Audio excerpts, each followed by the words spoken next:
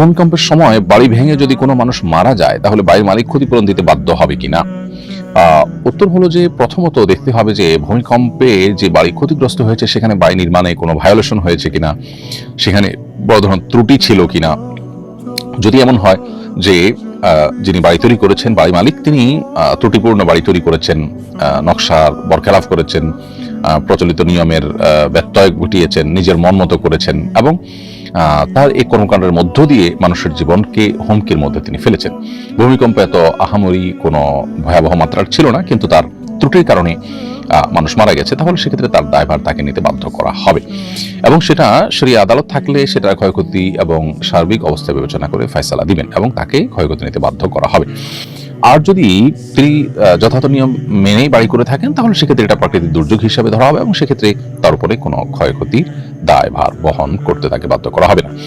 এবং সেই সাথে যে বা যারা এই ভাঙা বাড়ির নিচে চাপা পড়ে মারা গেলেন তাদেরকে শহীদ হিসাবে গণ্য করা হবে। তারা আল্লাহ তাআলার কাছে শাহাদাতের মর্যাদা লাভ করবেন যদি তারা ঈমানদার হিসাবে মৃত্যুবরণ করে থাকেন।